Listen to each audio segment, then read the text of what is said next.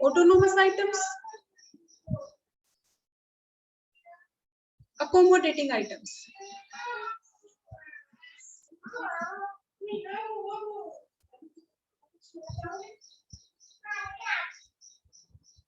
BOP balance of payment जो statement है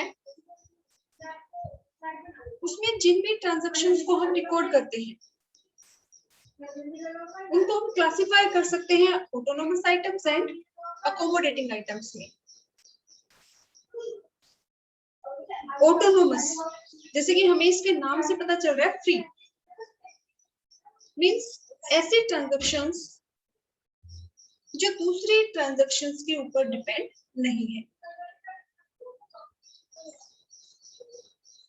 autonomous transactions वो ट्रांजैक्शंस हैं which are undertaken for profit purpose, which are done for profit purpose. ऐसी transactions जो profit purpose से की जाती हैं उनको हम इसमें कंसीडर करेंगे ऑटोनोमस आइटम्स में। For example export and import of goods, export and import of services, वो चाहे फैक्टर सर्विसेज हो, नॉन फैक्टर सर्विसेज हो, या फिर फॉरेन इन्वेस्टमेंट, क्योंकि जो फॉरेन इन्वेस्टमेंट है वो भी हम प्रॉफिट मोटिव से ही करते हैं। किसी दूसरी कंट्री में इन्वेस्ट करते हैं या दूसरी कंट्री वाले हमारे यहाँ पे आकर इन्वेस्टमेंट करते हैं तो वो किस लिए करते हैं? प्रॉफिट मोटिव के लिए। तो ऑटोनोमस ट्रांजैक्शंस वो ट्रांजैक्शंस हैं which are undertaken for the consideration of profit. और accommodating items, इसमें हम उन ट्रांजैक्शंस को इंक्लूड करते हैं which are depend on other transactions. इनकी ऐसी transactions which are not undertaken for profit purpose. तो ऐसी ट्रांजैक्शंस जो प्रॉफिट पर्पस से की जाए वो है ऑटोनोमस, और ऐसी ट्रांजैक्शंस जो प्रॉफिट मोटिव से नहीं की जाती, फॉर एग्जांपल बोरोइंग। तो जो बोरोइंग है जो हम दूसरी कंट्री से करते हैं वो किस लिए? अगर हमारी फॉरेन एक्सचेंज की जो रिसिप्ट है वो कम है और फॉरेन एक्सचेंज की पेमेंट ज्यादा है, तो उस केस में हम बीओपी को बैलेंस करने के लिए हम क्या करेंगे? बोरोइंग। तो ऐसे transactions which are undertaken for the consideration of profit are called autonomous transactions या autonomous items. और accommodating items, accommodating items are those items which are not undertaken for profit purpose, जो profit motive से नहीं की जाती। जो autonomous items है these are cause of BOP imbalance. जो बैलेंस ऑफ पेमेंट है वो सरप्लस या डेफिशिएंट जो भी होता है वो किसकी वजह से? ऑटोनोमस आइटम्स की वजह से, ऑटोनोमस ट्रांजैक्शंस की वजह से। तो जो ऑटोनोमस आइटम्स है वो कॉज है BOP इम्बैलेंस का, और जो अकोमोडेटिंग ट्रांजैक्शंस है वो करेक्ट करती हैं BOP इम्बैलेंस को।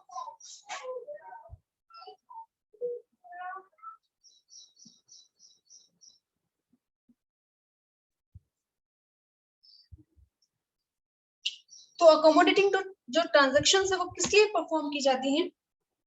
To correct the BOP imbalance. जो ऑटोनोमस ट्रांजैक्शंस है इसमें हम इंक्लूड करते हैं करंट अकाउंट के आइटम्स को as well as capital account की जो आइटम्स है। मींस करंट अकाउंट की तो सारी की सारी जो जितनी भी ट्रांजैक्शंस है, करंट अकाउंट की सारी जो ट्रांजैक्शंस है वो क्या है? ऑटोनोमस ट्रांजैक्शंस है। लेकिन कैपिटल अकाउंट की भी कुछ ट्रांजैक्शंस है, फॉर एग्जांपल फॉरेन इन्वेस्टमेंट, तो वो क्या है? प्रॉफिट पर्पस से की जाती है। तो इसीलिए जो ऑटोनोमस ट्रांजैक्शंस है इसमें करंट अकाउंट की तो जितनी भी ट्रांजैक्शंस है सारी की सारी क्या है? ऑटोनोमस। लेकिन कैपिटल अकाउंट की जो ट्रांजैक्शंस है वो भी हमारे ऑटोनोमस ट्रांजैक्शंस में हो सकती है। लेकिन जो अकोमोडेटिंग आइटम्स है इसमें सिर्फ कैपिटल अकाउंट की ट्रांजैक्शंस होती है।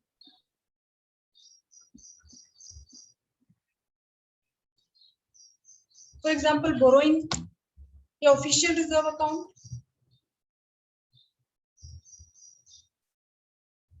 तो ऑटोनोमस ट्रांजैक्शंस में तो करंट अकाउंट की ट्रांजैक्शंस भी हो सकती है और कैपिटल अकाउंट की, लेकिन जो अकोमोडेटिंग आइटम्स है उसमें सिर्फ कैपिटल अकाउंट ऑफ बीओपी की जो ट्रांजैक्शंस है उनको include किया जाता है। जो ऑटोनोमस आइटम्स है, ऑटोनोमस जो ट्रांजैक्शंस है उनमें गुड्स का मूवमेंट हो भी सकता है,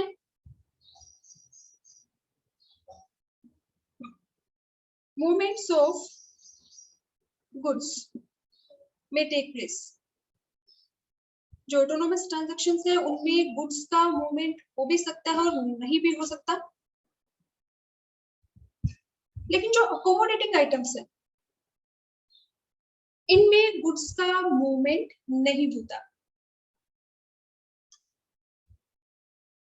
अकोमोडेटिंग आइटम्स में मूवमेंट होता है सिर्फ फॉरेन एक्सचेंज का, ऑफिशियल रिजर्व्स का। ऑटोनोमस में अगर हम बात करें करंट अकाउंट की, तो उसमें अगर गुड्स का एक्सपोर्ट इंपोर्ट है तो उसमें गुड्स का मूवमेंट होगा, गुड्स हमें दिखाई देती है व्हाइल क्रॉसिंग द बॉर्डर्स। लेकिन अगर हम सर्विसेज की बात करें तो उसमें भी मूवमेंट हमें दिखाई नहीं देता, और अगर हम फॉरेन इन्वेस्टमेंट की बात करें तो उसमें भी गुड्स का मूवमेंट नहीं होता। तो ऑटोनोमस जो ट्रांजैक्शंस हैं में involve movement of goods across the border, movement हो भी सकते हैं और नहीं भी। लेकिन जो अकोमोडेटिंग आइटम्स है these do not involve movement of goods। जो भी ऑटोनोमस आइटम्स हैं जो प्रॉफिट पर्पस से की जाती हैं उनको हम बोलते हैं above the line item.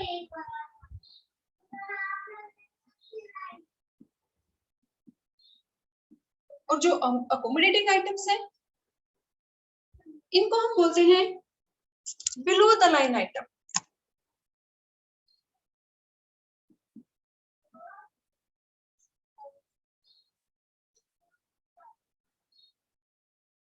For example जैसे ऑफिशियल रिजर्व अकाउंट है,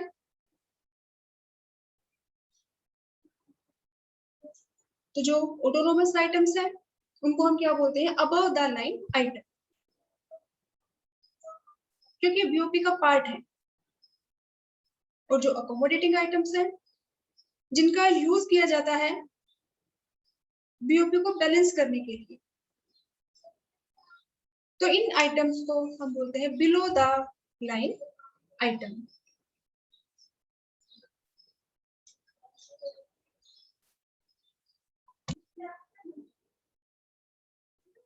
तो नेक्स्ट हमारा टॉपिक है significance of BOP account.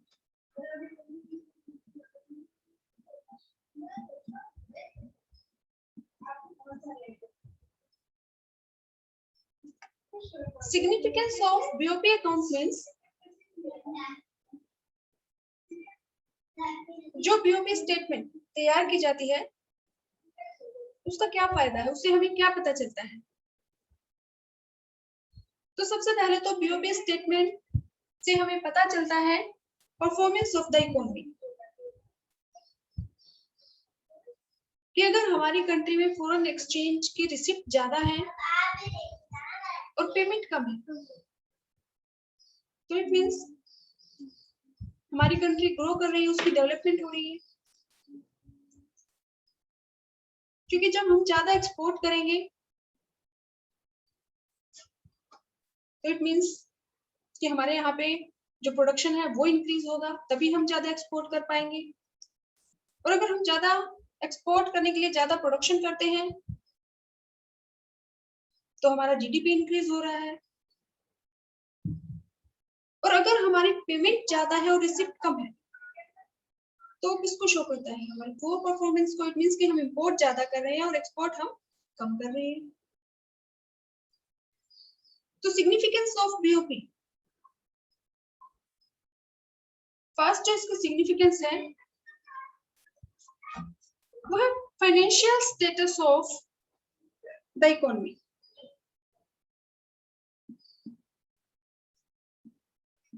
Financial status of the domestic economy means हमारी कंट्री की ड्यूरिंग एन अकाउंटिंग ईयर, एक अकाउंटिंग ईयर की परफॉर्मेंस क्या रही है। अगर रिसिप्ट ज्यादा है, पेमेंट कम है, तो इट मीन्स अच्छी परफॉर्मेंस है। अगर पेमेंट ज्यादा है, रिसिप्ट कम है, मीन्स इंपोर्ट हमारे ज्यादा है, एक्सपोर्ट कम है, तो वो परफॉर्मेंस है। ये अगर रिसिप्ट में बड़ा हिस्सा बोरोइंग का है, तो वो भी किसको शो करता है? हमारी पुअर परफॉर्मेंस को, हमारी बैकवर्डनेस को। तो बीओपी से हमें पता चलता है performance of our country. Second जो इसका सिग्निफिकेंस है, net factor income from abroad.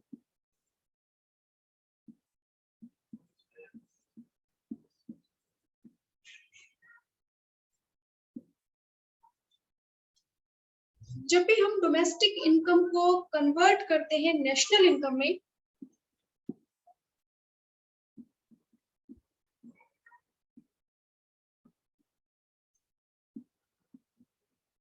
तो हम कैसे कन्वर्ट करते हैं? हम इसमें प्लस करते हैं फैक्टर इनकम फ्रॉम अब्रॉड और माइनस करते हैं फैक्टर इनकम टू अब्रॉड, या फिर इन दोनों के डिफरेंस को हम बोल सकते हैं net factor income from abroad. और ये हमें कहां से पता चलता है net factor income from abroad? Statement of BOP, BOP statement से।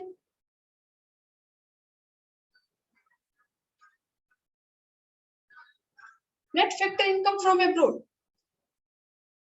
मींस करंट अकाउंट का जो हमारा सेकंड कंपोनेंट है इनविजिबल्स। इनविजिबल को भी हम फर्दर क्लासिफाई करते हैं सर्विसेज और करंट ट्रांसफर में। तो सर्विसेज में फैक्टर सर्विसेज और नॉन फैक्टर सर्विसेज। तो जो फैक्टर सर्विसेज है वो हमारा क्या है? Net factor income from abroad. कि फैक्टर सर्विसेज की वजह से हमारे यहाँ पे जो भी फॉरेन एक्सचेंज आ रहा है, फैक्टर इनकम फ्रॉम अब्रॉड। और अगर हम किसी दूसरी कंट्री की फैक्टर सर्विसेज यूज कर रहे हैं तो हम पेमेंट करते हैं फैक्टर इनकम टू अब्रॉड। उनका डिफरेंस क्या है? Net factor income from abroad. तो जब हम डोमेस्टिक इनकम को कन्वर्ट करते हैं नेशनल इनकम में, तो हमें चाहिए net factor income from abroad. और ये हमें पता चलता है बैलेंस ऑफ पेमेंट अकाउंट से।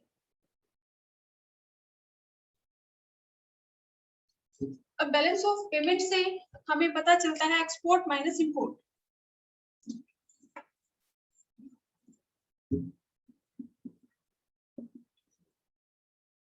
कि कितने हमारी कंट्री के एक्सपोर्ट है ड्यूरिंग एन अकाउंटिंग और कितने हमारे इंपोर्ट है। और एक्सपोर्ट और इंपोर्ट ये कंपोनेंट है एग्रीगेट डिमांड के। एग्रीगेट डिमांड के हमारे जो कंपोनेंट है सी प्लस आई प्लस जी प्लस एक्स माइनस एन।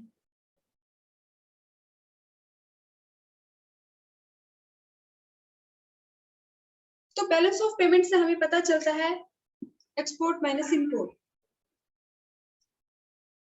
तो अगर हमारे एक्सपोर्ट ज्यादा है, इंपोर्ट कम है, तो इट मींस हमारी जो एग्रीगेट डिमांड है वो हमारी इंक्रीज हो जाएगी। अगर हमारे एक्सपोर्ट कम है, इंपोर्ट ज्यादा है, तो क्योंकि इंपोर्ट हमारा नेगेटिव कंपोनेंट है एग्रीगेट डिमांड का, तो उस केस में हमारी जो एग्रीगेट डिमांड है वो कम हो जाएगी। और एग्रीगेट डिमांड डायरेक्टली कनेक्टेड है जीडीपी से,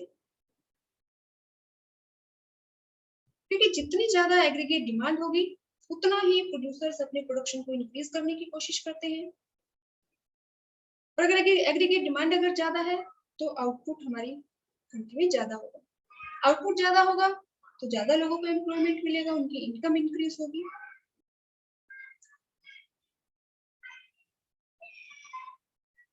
नेक्स्ट जो सिग्निफिकेंस है बैलेंस ऑफ पेमेंट की, वो है मार्केट पोटेंशियल।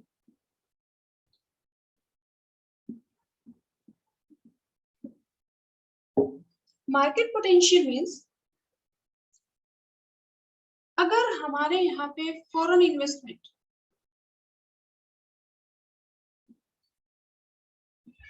इंक्रीज हो रही है,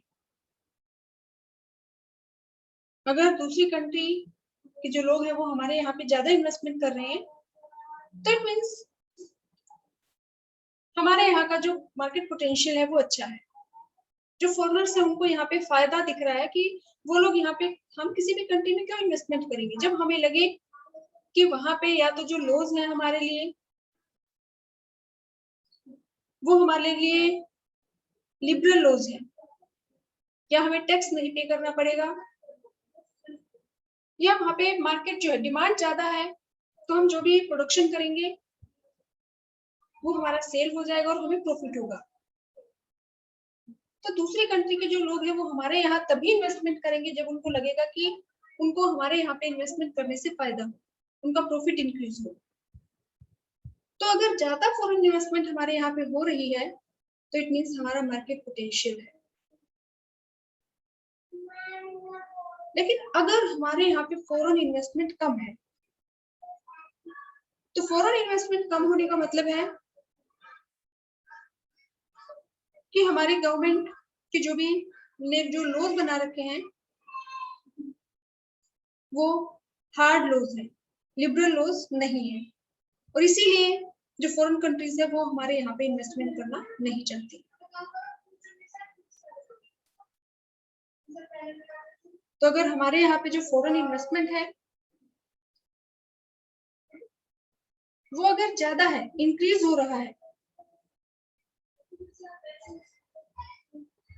तो वो शो करता है हमारे यहाँ की गुड मार्केट पोटेंशियल को। और अगर फॉरेन इन्वेस्टमेंट कम है तो इट मीन्स हमारी गवर्नमेंट ने जो भी लॉज बना रखे हैं वो हार्ड लॉज हैं फॉर फॉरेन इन्वेस्टमेंट, तो उनको लिबरल करने की जरूरत है, उनमें इंप्रूवमेंट करने की जरूरत है। नेक्स्ट जो सिग्निफिकेंस है बैलेंस ऑफ पेमेंट की वो है मॉनेटरी एंड फिस्कल पॉलिसी।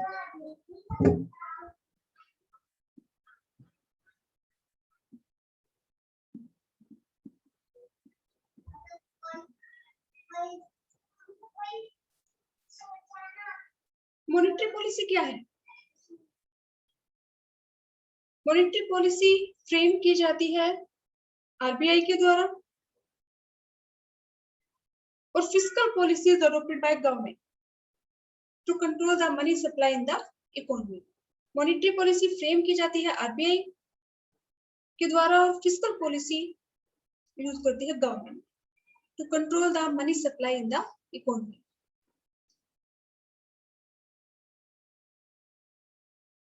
तो बीओपी की जो परफॉर्मेंस है, मींस जो बैलेंस ऑफ पेमेंट है, उससे हमें हमारी कंट्री की परफॉर्मेंस का पता चलता है। और फॉर एग्जांपल अगर हमारे यहाँ पे फॉरेन इन्वेस्टमेंट ज्यादा है, फॉरेन इन्वेस्टमेंट इंक्रीज हो रही है, तो उस केस में हमारे यहाँ पे जितनी ज्यादा फॉरेन इन्वेस्टमेंट होगी तो फॉरेनर्स को यहाँ आके अपनी जो फॉरेन करेंसी वो लेके आए हैं, हमारे फॉरेन एक्सचेंज तो इंक्रीज होंगे। लेकिन हमारे यहाँ पे क्या चलता है, रुपीज, हमारे जो नोट्स है पेपर करेंसी। तो अगर हमारे यहाँ पे फॉरेन इन्वेस्टमेंट ज्यादा है तो जो भी फॉरेन इन्वेस्टर्स हैं वो अपनी करेंसी को कन्वर्ट कराएंगे हमारे इंडियन रुपीज में, जिससे हमारे इंडियन रुपीज की डिमांड इंक्रीज हो जाएगी।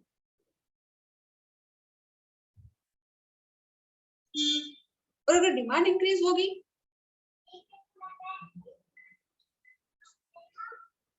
तो इट मींस कि इन्फ्लेशन होगा, महंगाई होगी। तो उस सिचुएशन को कंट्रोल करने के लिए मॉनेटरी और जो फिस्कल पॉलिसी है उसी के अकॉर्डिंग फ्रेम की जाती है। तो जो भी बीओपी है उसकी जो सिग्निफिकेंस है, फर्स्ट बीओपी से हमें अपनी इकोनॉमी की परफॉर्मेंस का पता चलता है, कि अगर एक्सपोर्ट ज्यादा है, इंपोर्ट कम है, तो फॉरेन एक्सचेंज का इनफ्लो ज्यादा होगा, तो वो हमारी अच्छी परफॉर्मेंस का साइन है। और अगर हमारे इंपोर्ट ज्यादा है, एक्सपोर्ट कम है, means inflow of foreign exchange is less than outflow of foreign exchange, तो पुअर परफॉर्मेंस को शो करता है। लेकिन अगर हमारी रिसिप्ट ज्यादा है और वो रिसिप्ट हमारी ज्यादा है बोरोइंग की वजह से, तो वो भी शो करता है हमारी कंट्री की बैकवर्डनेस को।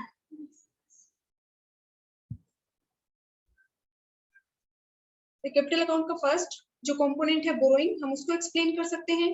सेकंड फिर जो कंपोनेंट है फॉरेन इन्वेस्टमेंट, उसके थ्रू हम एक्सप्लेन कर सकते हैं कि फॉरेन इन्वेस्टमेंट अगर हमारी कंट्री में ज्यादा है तो इट मींस हमारा जो मार्केट पोटेंशियल है वो अच्छा है, हाई मार्केट पोटेंशियल को शो करती है। और अगर कम है फॉरेन इन्वेस्टमेंट तो इट मींस कि हमारे यहाँ पे हार्ड टैक्स लॉज हैं या हार्ड बिजनेस लॉज हैं, उनमें चेंज की जरूरत है ताकि फॉरेन इन्वेस्टमेंट इंक्रीज हो। ऐसे जो करंट अकाउंट की जो कंपोनेंट है,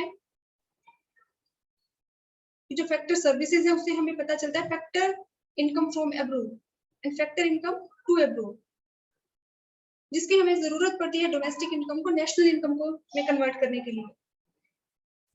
ऐसे ही एक्सपोर्ट और इंपोर्ट हमारा मेन कंपोनेंट है एग्रीगेट डिमांड का। तो अगर हमारे एक्सपोर्ट ज्यादा है, इंपोर्ट कम है, तो एग्रीगेट डिमांड हमारी ज्यादा होगी। एग्रीगेट डिमांड अगर हमारी ज्यादा है तो ज्यादा प्रोडक्शन होगा, ज्यादा प्रोडक्शन मीन्स ज्यादा एम्प्लॉयमेंट, ज्यादा इनकम और हमारी कंट्री की ग्रोथ होगी। लेकिन अगर हमारी इंपोर्ट ज्यादा है, एक्सपोर्ट कम है, तो इट मीन्स हमारी एग्रीगेट डिमांड कम है। और अगर एग्रीगेट डिमांड कम होगी तो जो प्रोड्यूसर्स है वो अपने प्रोडक्शन में कटौती करेंगे, कम आउटपुट होगा, अनएम्प्लॉयमेंट इंक्रीज होगा। और पीओपी के स्टेटस को देखते हुए हमारी जो आरबीआई है वो अपनी मॉनेटरी पॉलिसी फ्रेम करता है और जो गवर्नमेंट है वो फिस्कल पॉलिसी फ्रेम करती है कि कैसे मनी की सप्लाई को कंट्रोल किया जाए।